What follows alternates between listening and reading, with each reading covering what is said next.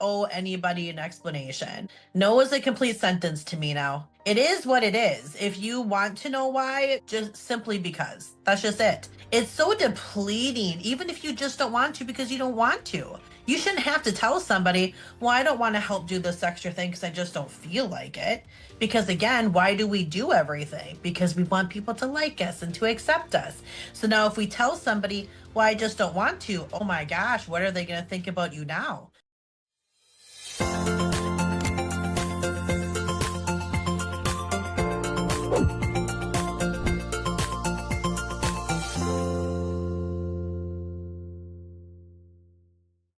Welcome to Allow Yourself podcast. Today we have a very special guest. Her name is Darcie Burtch, and she is the host of the School of Heart Knot podcast. She's an NLP practitioner, clinical hypnosis practitioner, and transformational coach dedicated to helping people get unstuck from trauma and grounded in their healing. After navigating her own journey that we'll talk about in a little bit, through loss, caregiving, and personal transformation, Darcie now uses her voice, story, and tool to guide others towards emotional freedom, self-leadership, and lasting change. Through her work, she creates safe, empowering spaces where real conversations happen, helping people move from survival mode into a life of clarity, confidence, and purpose. So let's welcome Darcie Burtch. Hi, Darcie. Hello. Thank you so much for having me. It's an honor for us to have you here and share your story, because I know it's a very powerful story that even you have written a book, Empower Her, and collaborated with others to do the second edition, the Power Her. I don't know what's the name you will tell us. And I would like to ask you, when you hear Allow Yourself, what comes to mind? When I hear allow yourself, I think of self-love and freedom. I think it's, allow yourself to be authentically you, which actually is the name of my practice, funny enough. So allow yourself to just be who you are. Hi, that's really, really nice, but it looks so easy, right? But it's a whole process, a whole life work. So, what do you mean by authentic you? Well, a lot of us hide behind masks, or in my world, I call it a superwoman cape. So a lot of us wear a superwoman cape where we feel like we have to do all of the things all of the time for all of the people, and we're drowning on the inside. So being your authentic self means loving yourself. I've been on a self-love journey now for 11 months.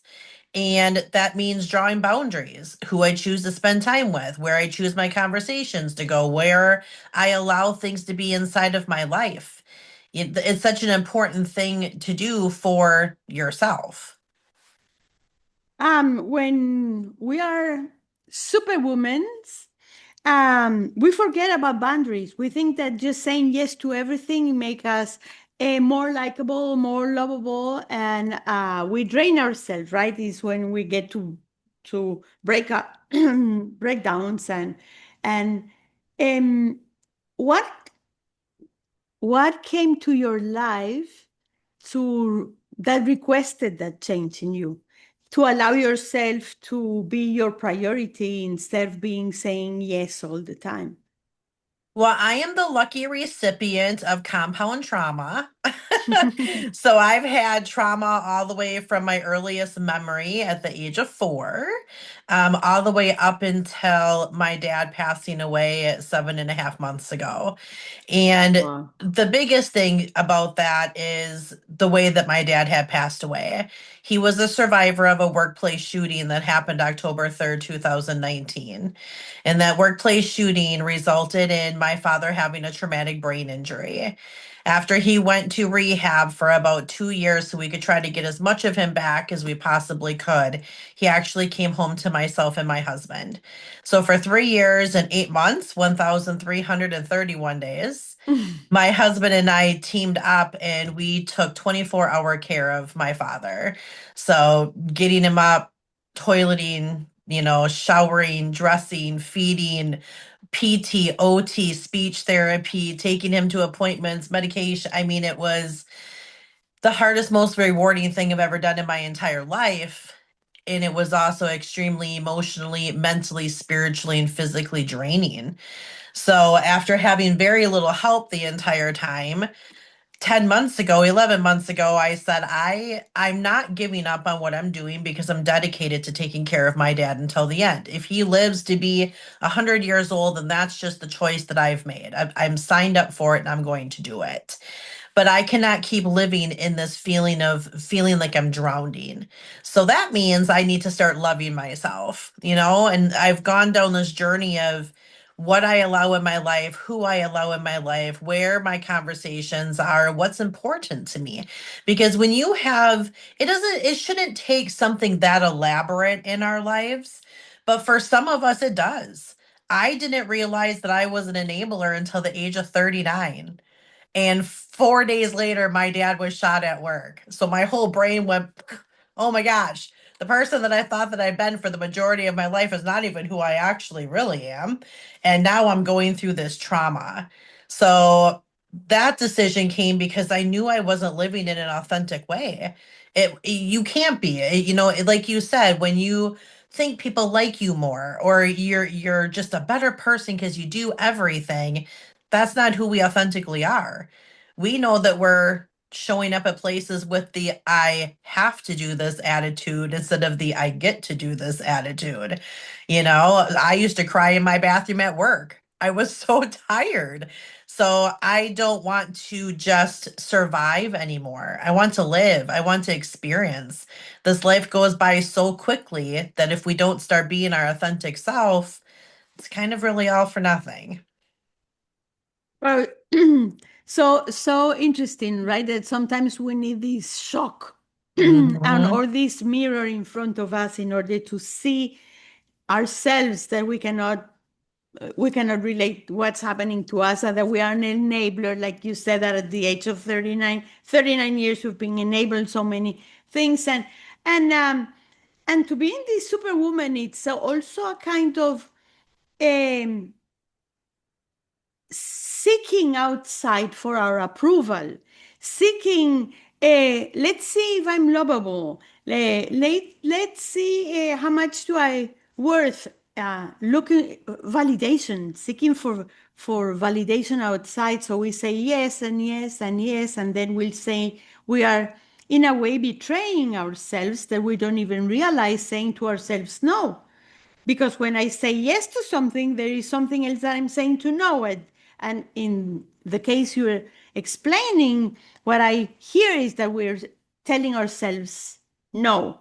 This is first. The priority is outside, it's not us. And um, and then is when you have this situation, then you start asking, wait a minute, who do I allow myself to be? Do I allow to enter my life? Where is my boundary? I don't need to be crying on the bathroom because I'm drained completely because I cannot give anything with my cup is empty. So how do I uh, fill the cup, no? And stop to be an enabler and being giving from permission and not from sacrifice. I that's what I think.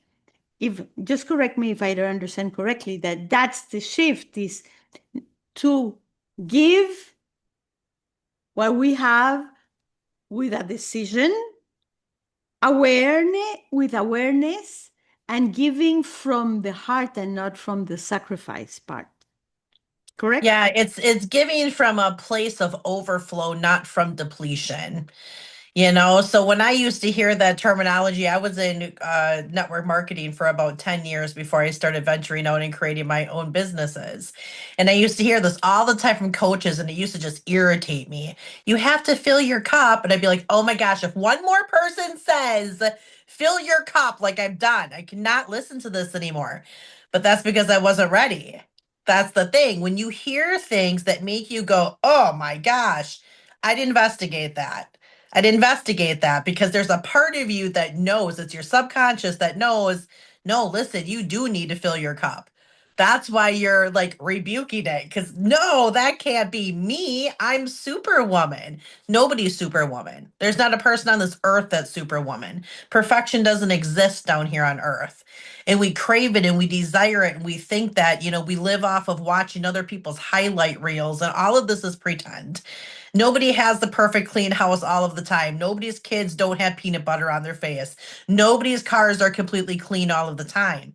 If you ever could see into actual people's lives that have those type of highlight reels, they're just as depleted.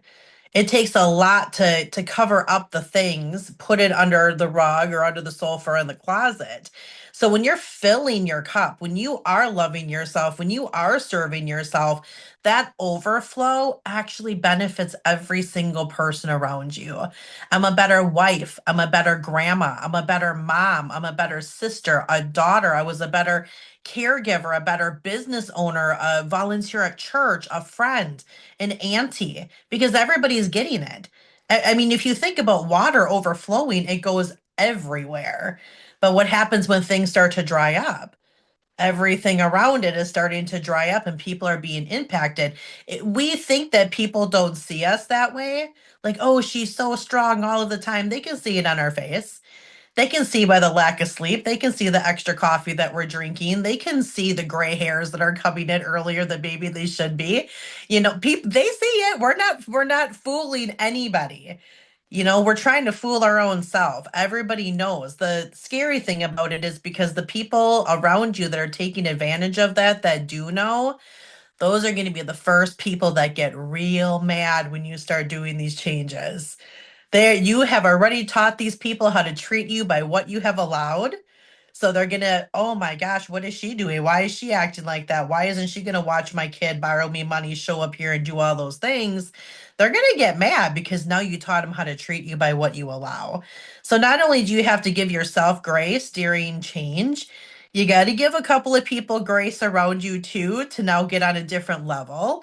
But after like the third strike, they're done because come on, we're all adults. If I tell you to stop talking to me a certain way and you keep doing it, and then I kindly say, well, we had this conversation before. I really wish you'd stop doing that. And they do it two more times.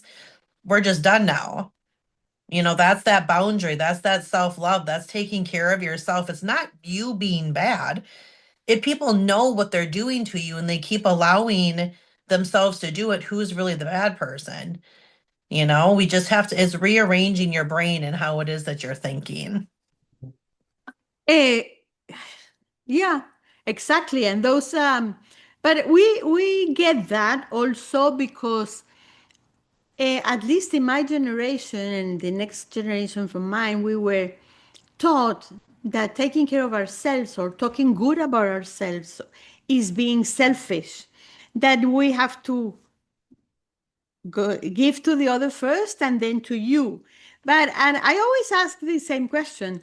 If you pretend that you're the priority and I have to give you before giving me, who is the selfish here? Right? Who is the selfish here? The people that keep going and keep going and keep going doing the same thing, asking for money, asking for money. When you say no, oh, what happened to you? Especially with money, I say money, it's more energy, attention, whatever. Oh, what happened to you? They're saying, no, to me, it's like, no, I'm taking care of me. I need this now. So maybe later or after or in another occasion is oh, what's happening to you that you're thinking about yourself? How come you're thinking about yourself, right? And yes, some people, and I think those are the tests that we have to go through when we start putting boundaries is that we agree that some people will leave and the real friends will stay and they change and understand what's happening and really give us our space. And when you say fill your cup, that, oh, again, tell me fill your cup. And there is that resistance from some people. My experience is that they don't know what that means. They don't know how to do it. They don't know what do you mean fill your cup? How do I do that? Uh, I'm working, I have kids, I have husband, I have supermarket. How do you do that? Yeah, well, give yourself some time because do we really have to do all of these things that we're doing? Do we really? You have to show up at work every day an hour early just to get to your desk and have everything perfect? Do you really need to stay up super late at night to watch your show that you have so you're not getting the amount of sleep that you need? Do you really need to volunteer at every single school function? Do you need to do that? You don't need to do that. It's again putting yourself out there like, oh my gosh, she does everything. Look at her. She just is, she must be the real life superwoman. That's not a good thing. That is not a healthy place to be living. And when I talk to women about this in particular, and they say, "Well, I do take care of myself. I get my hair done and I go tanning and I get my nails done." Friend, that's maintenance. That's taking care of your temple. That's maintenance. Self love is taking care of your mind, your soul. You can't do that with nail polish. You can't do that with the self tanner. You need to find the things. I often say if I held out a tray here in front of you and all the things that you really love are on there, which one would you choose first? And it can't be a maintenance thing, it has to be something else. So for me, it was slowing down. I needed to just slow down. I have always been like fifth gear my whole entire life, just a machine, go, go, go. And that did not serve me. And it just never would. Now I find myself getting up in the morning slower, enjoying my coffee, watching the sunrise, looking at the birds, watching my dogs play, not having to jump into emails right away. When you start loving yourself, it really starts with taking accountability. You got to take accountability for yourself. And it's as you say, it's the small things that really fill your cup. Is feeding your soul. It's if you go to a buffet and you just eat fast food, that's what you get, right? Stomachache, gain weight, all the consequences that you have for the fast food. But if you sit in a restaurant and you have the time to eat and to enjoy and to flavor and to feel it and to have a conversation, you're really filling your cup. You're feeding your soul. As you say, a sunrise. How long have you not sit for 10 minutes and feel the sun in your face? You just do it. You'll see the difference. How you see how your water in your body changes, how your skin changes, how your mood changes. Just 10 minutes of sun a day, or listening or paying attention, yeah, right? Paying attention to the birds, paying attention to nature. Nature is, uh, we're just telling examples, but you just sit down with close your eyes and listen to the music you like for 10 minutes. Two songs, that's it. You don't need to go on vacation to feed your soul.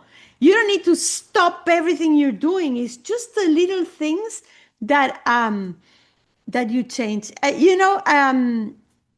had the opportunity with one of my clients that she used to say yes to everything, but she didn't even think. The answer is, could you stay longer? Yeah. Could you do this? Yes. And I told her, just breathe before saying yes. Just breathe 30 seconds and ask your question. If I say yes to this, what am I saying no to?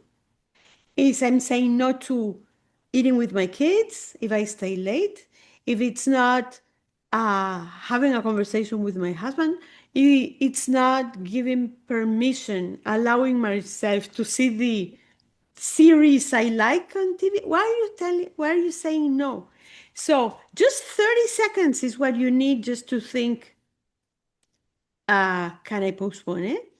I would love to do this job, but I'm already have a compromise with myself, an appointment with myself. And that's the first appointment we usually cancel, right? The appointment Mhm. with ourselves, just to leave that you and that expression that you say that it's given from the overflow. So it's how many things you can do in your day that you really feel full, that you can give from that. So, what do you do to fill your cup? Well, I mean, initially, small steps lead to big changes, right? So initially, it was slowing down. So now I've got that. It was slowing down and not pushing myself to feel like I have to work 12 hours a day and be so integrated to where I'm not moving my body. I'm forgetting to drink water. I'm putting things off, Yeah, because you yep, need I'm the alarm to remind you that yeah, you need yeah. I to did. drink water. I did have an alarm on my phone to drink water, and then I would mute it and not drink the water because I was so integrated. That's the thing about it. But now filling my cup is walking, connecting with nature, looking at, we have deer in our neighborhood, a monarch butterfly, things that it sounds so silly, like what, you've never seen a monarch butterfly? Yeah, I've seen it, but have you actually seen it? Have you stopped? Have you watched it fly around? Did you watch it land in all the flowers and do what it's doing? It's so different. Yesterday, I went for a walk and I stood and watched a deer. And she stood right back and looked at me like, ma'am, I'm trying to eat my ferns over here. Why are you staring at me? Because she was beautiful, and we rush ourselves through these things. So I like how you say that 30-second pause to think about things. And for me, the other thing is when I say no, I don't owe anybody an explanation. No is a complete sentence to me now. It is what it is. If you want to know why, just simply because. That's just it. It's so depleting, even if you just don't want to because you don't want to. You shouldn't have to tell somebody, well, I don't want to help do this extra thing because I just don't feel like it.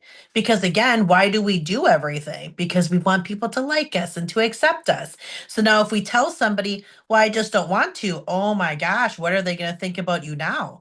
To me, it's just no. Can you watch my dog? No, not tonight. Can you babysit? No, not tonight.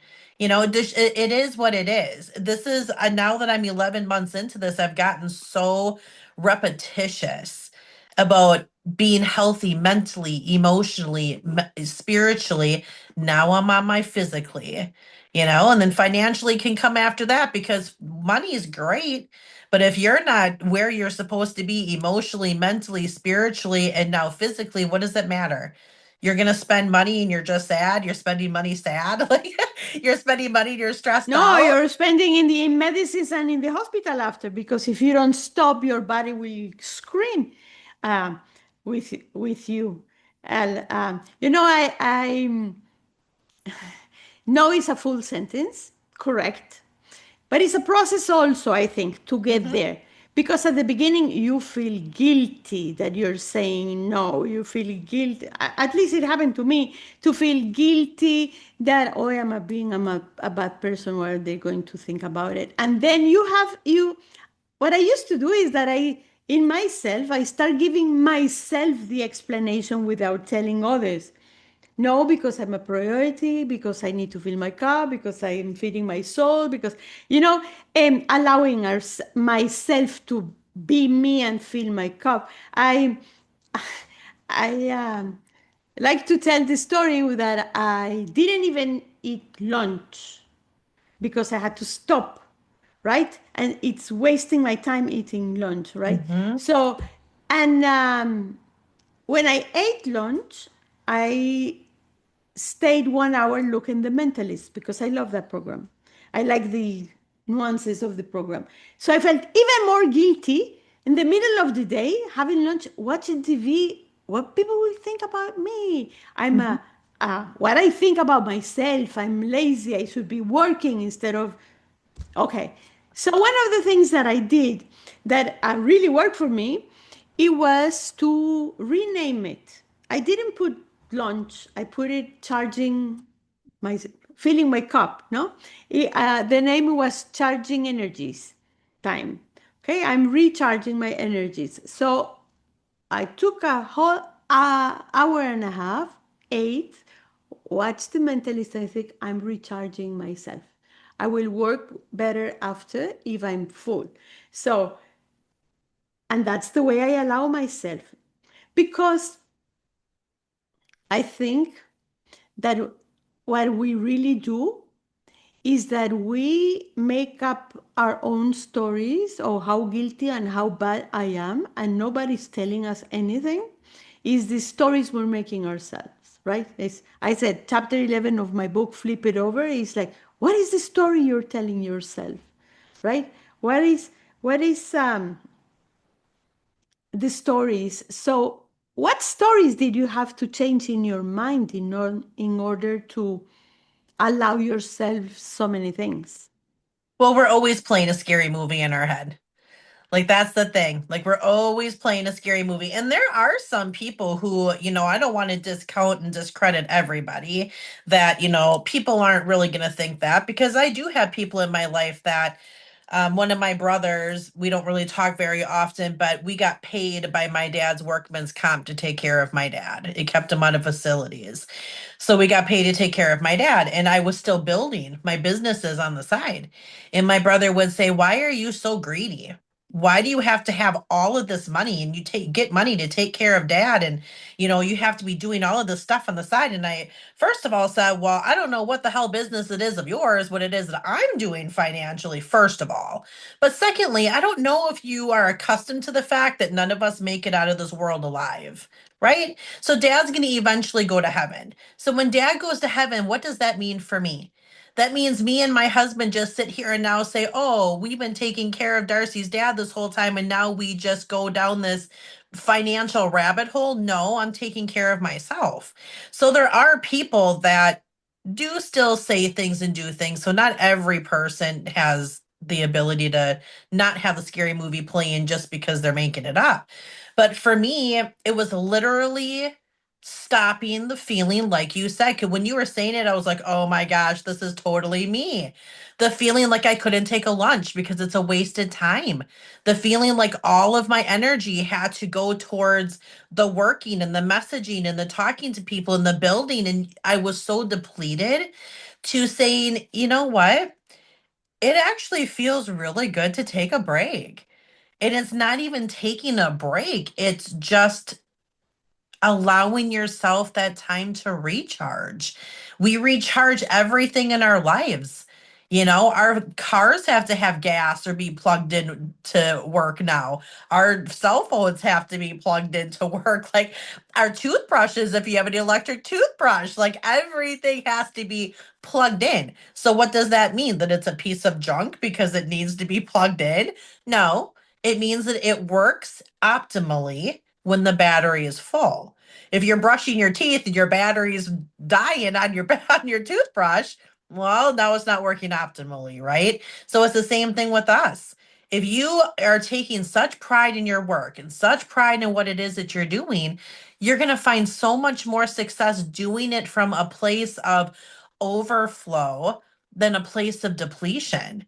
So for me, it was just understanding you're not even enjoying what you're doing at this juncture, Darcie. Now you're just getting mad at your own self. Now you're thinking, well, maybe this isn't for me. Well, your toothbrush still works. You just have to charge the battery. Just because it died doesn't mean you throw it away and you go and buy a new one. You're not going to throw yourself away. Don't discredit yourself, charge yourself. So yes, I do. I That's the biggest thing I changed is understanding that I deserve it. Everybody deserves it. We weren't put here on earth to be machines. That's why we aren't machines. We're human beings. And a lot of us feel like we are machines and then we think that that makes us look important. We're not. So it's definitely the same thing. It's taking the time to recharge myself and doing it from a place of want. At the beginning, it was very uncomfortable. It was very hard because I'd still be eating and then looking at my phone, answering an email. I almost had to put my phone in another room. Like, stop. Well, why are you programmed so much? It almost became like an addiction.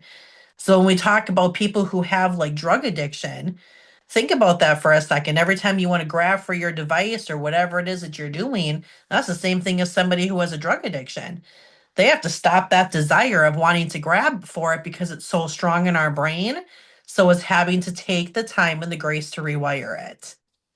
It's such a beautiful analogy, with so people can see it visually that you need to charge your phone and you need to charge your toothbrush and you need to charge your car and you need to put fuel. Just put love.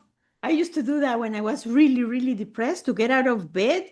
I imagine myself going to the gas station and putting some love and filling myself with love just to get out of bed. But it's taking that time back. And one very important thing is that when you say yes all the time, people take you for granted. Oh, she'll say yes. Mhm. She always helps. Don't worry. Just call her. When you start saying no, your yes has more power. It's like, oh, she's available. Not it's like she's disposable when you're available all the time. But when you put your boundaries and your presence is more valuable when you sometimes you're not there, you say no. So it's like, okay, we have to respect her time, we have to respect her because she needs to do her things. But when we say yes all the time, that respect comes out of the formula, I think. Do you agree with me? Oh, I'm. I Mm. 100% do. I actually had to leave a friendship in 2025, and I had known this woman for 30 years. And when I started to go through, I told everybody in my life, listen, I'm going to go on a self love and healing journey. I was on a prayer walk and talked to God about it. He said, you need to start talking about your life. It's going to help other people. Start a podcast. Don't live in this closet anymore. Open the door. So I opened the door and I said, okay, this is what I'm doing, everybody. It's a self love journey. I'm putting it out there in neon lights so y'all know this is what I'm going to do. And she kept bringing her negative stuff to me. And I said, listen, I'm okay talking to you about certain things, but our friendship cannot just be solely built on me being like your go to therapist. This is a very one sided friendship. So I'm going to ask you to stop doing that. After my dad died, she did it two more times. Well, guess what happened on the third time? We are no longer friends anymore. And it's not that I don't miss her. It's not that I don't miss our friendship. But when you reach a level of self love and peace and joy, nobody is taking this from me. Nobody is taking this from me. I don't care what that looks like. I don't care what that sounds like. It sounds selfish to people that are new to this. It sounds selfish to people that don't want to change. Experience it. Experience it once. See what it's like to take control of your own life. Take control of what you're allowing around you, who you're allowing, where you allow your time to be, saying no and people respecting that, and see what that feels like. Because when you feel that, I've never felt this before. I've been telling people on my podcast and some of the people I coach, I don't even know this woman that I am now because I've never been her before, but I really freaking like her. I really do. And I'm so excited for who she's going to become. I'm 46 years old. I'll be 47 in November. So to think that for all of these years, I put myself out there for everybody else and not just a little. I am the oldest sibling of nine. I have eight brothers and sisters. And my parents separated when we were 16 years old. I have put myself out there for so many people in my life, jobs, my career, so many things. Nobody's stealing this from me. I love the feeling of not having heart palpitations, not losing sleep at night, not being so frantic that I'm like, oh my gosh, did I even eat anything today? Like, what's going on? Did what I didn't even take a shower yet. Like, what's happening? I love this feeling of going out watering my flowers, not feeling like I have to rush through it. Taking a walk, sitting with my husband. We're going to a Christian concert tonight in the square in our town. It's like these things that we don't have time. We don't have time. We all have time. Yeah, it's. Are you living to work? where you're working to live, right? Is that so? It's so interesting. We can talk here for hours because we are really connected in this empowering ourselves, and it's so. And the beautiful part of this is that when you tell your story to others, and the audience, they really get empowered because they you can do it, anybody can do it, and it's just a decision, as you said. It's just a decision. And there are so many things that we think that the circumstances are limiting us. But the truth is that there are so many things we allow ourselves, and there are so many things we don't allow yourselves. We don't allow ourselves. So it's just a question what I'm not allowing myself and what am I allowing myself to do, right? So if you have to talk to Darcie when she was 17 years old, what would you tell her? What do you advise her today? I would tell her it is going to be a very long and bumpy road, and everything you go through is going to be exactly what you need to go through to become the woman that you're supposed to be. You know, like you're going to make it through 100% of the things that you go through. You're going to lose people. You're going to get people. You're going to lose jobs and get jobs and start a career and lose a career and start a new one. And God's going to bring you to the right place. Just trust, just have faith.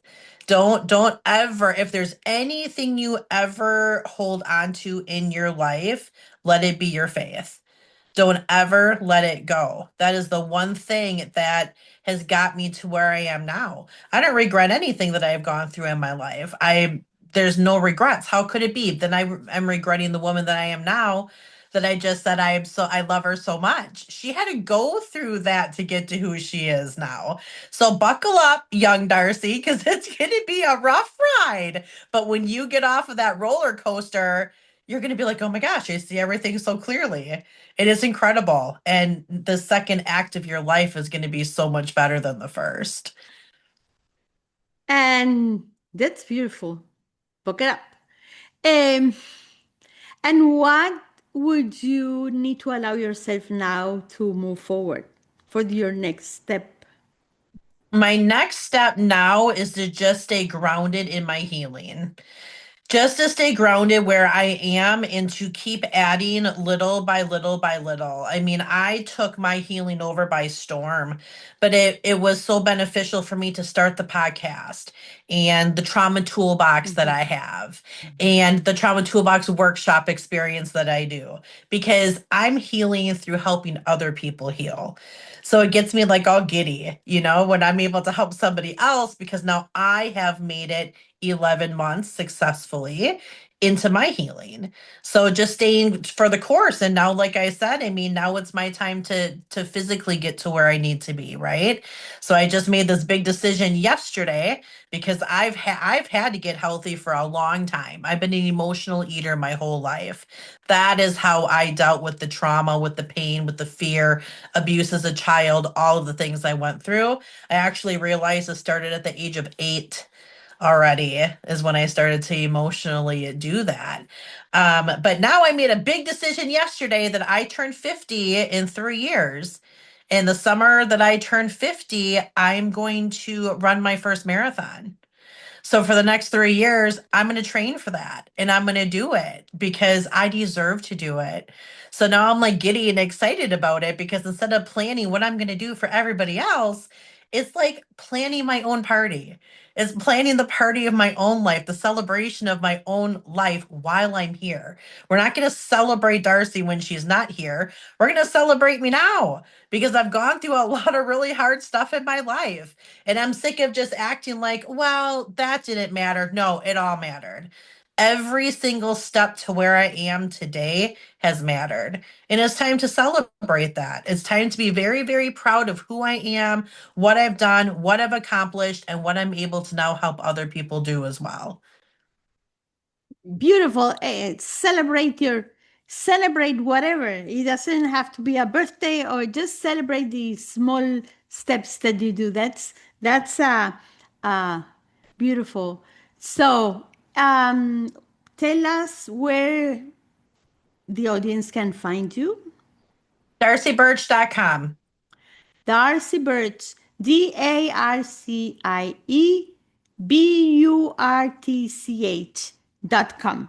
You can Yes. find Darcie there and you can listen to her, and there is so much juicy nuggets coming out. So thank you very much, Darcie, for your beautiful conversation, for sharing your heart, for your tips to improve our lives. And to the audience that are listening now, just remember you can allow yourself to rest, to stop, to pause, to love yourself, and especially, as Darcie said, fill your cup. See you next time.